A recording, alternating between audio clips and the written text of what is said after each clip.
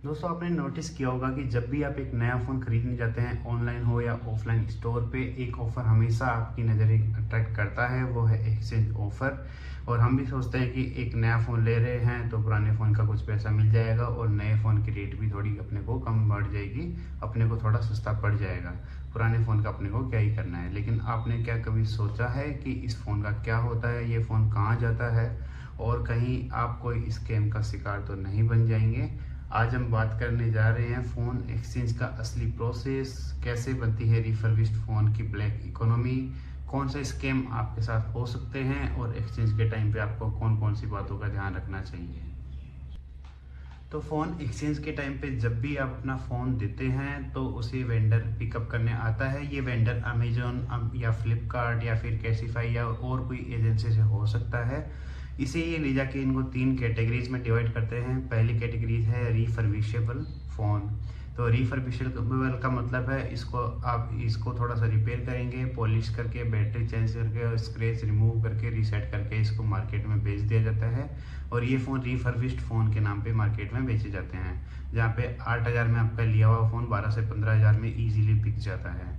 और दूसरी कैटेगरी है वो है स्पेयर पार्ट्स के लिए। अगर आपका फ़ोन अच्छी वर्किंग कंडीशन में नहीं है, रिफर्बिश करने लायक नहीं है, लेकिन इसके पार्ट्स अच्छे हैं, सही हैं, वर्किंग कंडीशन में हैं, तो इसका motherboard, camera, screen, battery, screw सब मार्केट में बिक जाते हैं। पार्ट्स की ब्लैक मार्केट बहुत बड़ी है, जहाँ पे ये फ़ोन फेक वारंटी के नाम से भी बेचे जाते हैं। इनके पार्ट्स निकाल के जहाँ पे ये दुकान वाले हैं या फिर और कोई वेंडर्स हैं, उनको आराम से इजीली बेच पाते हैं।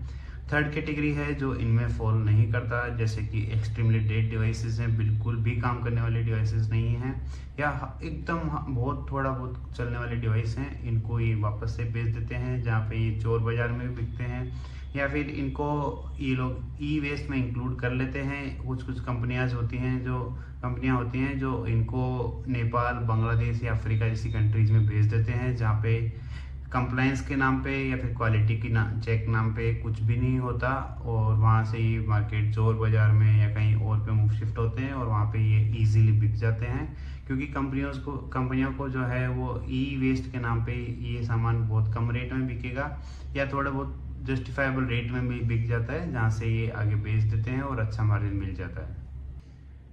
2024-25 में 2.5 करोड़ से ज़्यादा मोबाइल फ़ोन एक्सचेंज में बेचे गए, और इन 1.5 करोड़ में से लगभग 1.5 करोड़ फ़ोन, मतलब कि 60% फ़ोन रिफर्बिश्ड करके मार्केट में वापस बेचे गए। और इन 1.5 करोड़ में से भी 1 crore plus mobile phone Amazon and Flipkart ने बेचे थे। इंडिया में रिफर्बिश्ड का मार्केट 10,000 करोड़ से भी ज़्यादा का है। जी हाँ, कई कंपनियों का टर्नओवर नहीं होता इतना इंडिया में रिफर्बिश्ड फ़ोन का मार्केट है, 10,000 करोड़ प्लस का। और इनका मार्जिन भी अराउंड 3,000 के तक का होता है, 3,000 रुपये तक का होता है। लेकिन अगर फ़ोन की कंडीशन अच्छी हुई तो ये मार्जिन ज़्यादा भी हो सकता है और कई केसेस में थोड़ा सा कम भी हो सकता है। तो देखा जाए तो आपका 8,000 का फ़ोन मार्केट में 12-15,000 में घूम रहा होता है। और कई केसेस में तो ऐसा भी होता है कि आप जो ये फ़ोन बेचते हैं, अगर इसका डेटा अच्छे से डिलीट नहीं किया, क्लीन नहीं किया, तो इसका मिसयूज़ होने के भी चांसेस पूरे पूरे हो जाते हैं। दोस्तों, आगे अपन बात करते हैं कि मोबाइल एक्सचेंज में कौन कौन से स्कैम इंक्लूड हैं, जैसे कि लो इवेल्युएशन, आपके फ़ोन की कम रेट बताएंगे वो लोग, या जब भी डिलीवर जो एजेंट है वो आपका फ़ोन पिकअप करने आएगा, इंटेंशनली आपके फ़ोन की कंडीशन को डाउनग्रेड बता देंगे, या फिर वर्किंग फ़ोन को भी पुअर कंडीशन में बता के इसके 2 से 3 हज़ार रुपये कम कर देते ईजीली वो लोग। दूसरा जो स्कैम है वो है डेटा ब्रीच रिस्क है, जिसमें अगर जैसे अपन फ़ोन देते हैं तो अपन जनरली क्या करते हैं, फैक्ट्री रीसेट करते हैं, और अपने को लगता है कि हमने तो सब कुछ डिलीट कर दिया फ़ोन से, तो अब तो इसमें कुछ बचा नहीं है। लेकिन मार्केट में ऐसे बहुत सारे टूल्स एंड ऐप्स हैं जिनकी मदद से आसानी से वो डेटा रिकवर किया जा सकता है, जिसमें आपकी फ़ोटोज़ या फिर कॉन्टैक्ट लिस्ट हो सकती है, और इस डेटा को वो लोग आपको आपके अगेंस्ट में यूज़ कर सकते हैं, या फिर मार्केट में अपने प्रॉफिट के लिए भी वो लोग यूज़ कर सकते हैं, क्योंकि मार्केट में डेटा की कोई अलग कीमत नहीं होती। डेटा पे डिपेंड करता है, ये डेटा कितना भी महंगा बिक सकता है, तो वो अपने लालच में आपका डेटा इजीली मार्केट में बेच देंगे। तीसरा है फेक रिपेयर एंड रीसेल। जब आप अपना जब एक रिफर्बिश्ड फ़ोन खरीदने जाते हो मार्केट में, तो आप एक ब्रांड पे ट्रस्ट करते हो, जैसे कि बहुत सारे मार्केट में ऐसे ब्रांड्स हैं जो रिफर्बिश्ड फ़ोन बेचते हैं, आप उनके बारे में जानते भी होंगे। तो ये मार्केट आप इन पे ट्रस्ट करके जाते हो मार्केट में और फ़ोन खरीद के लेके आते हो, लेकिन कई बार बिना प्रॉपर पार्ट्स के मोबाइल फ़ोन बेच दिया जाता है। और बहुत सारे वेंडर क्या करते हैं ना कि ये जो फ़ोन आपको बेचते हैं ना, इसके 7 से 10 दिन की वारंटी लेते हैं, 15 दिन की वारंटी लेते हैं, जिसमें आपको क्लेम करेंगे वो लोग कि अगर आपको इन दिनों में कुछ भी इश्यू आता है, हम आपको नया फ़ोन देंगे, मतलब नया तो नहीं, एक एक्सचेंज में दूसरा मोबाइल फ़ोन देंगे सेम, या फिर आपको रिफ़ंड कर देंगे। और फ़ोन का अगर परफॉर्मेंस बाद में ख़राब निकलता है तो वो कोई क्लेम नहीं करते, क्योंकि उनका जो 10-15 दिन का टाइम था वो निकल चुका है। तो जब भी आप फ़ोन लेते हो तो ट्राई कीजिए आप एक्सटेंडेड वारंटी लें उन फ़ोन के साथ। और चौथा जो स्कैम हो सकता है, आपके फ़ोन का IMEI नंबर। जो IMEI नंबर होता है वो हर एक फ़ोन का एक यूनिक नंबर होता है।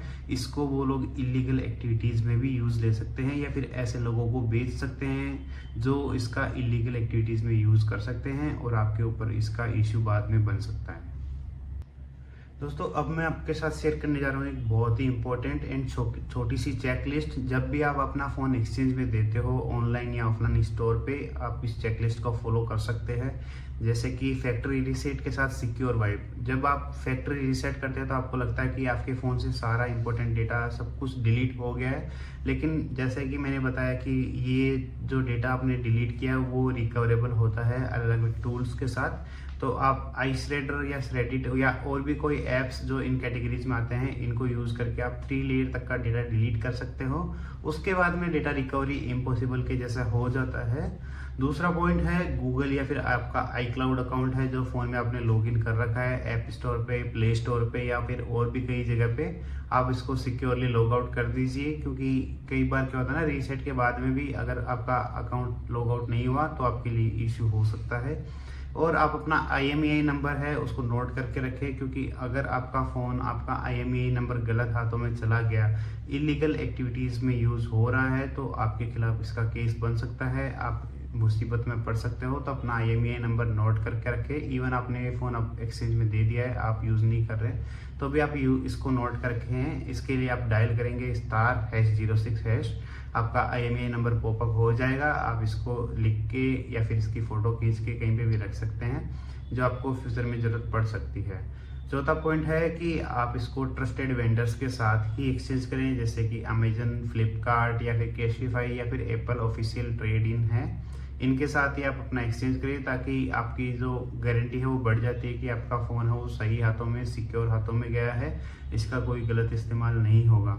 और जैसे कि रोड साइड वेंडर्स होते हैं या रिपेयर शॉप होती है, यहाँ पर आप अपना फ़ोन एक्सचेंज करने से बचिए, क्योंकि इनकी कोई गारंटी नहीं है और हो सकता है कि पता नहीं ये फ़ोन कहाँ जाएगा, कैसे हाथों में यूज़ होगा, किस तरह से इसका इस्तेमाल होगा। तो आप यहाँ पे ज़रा बच के रहिए।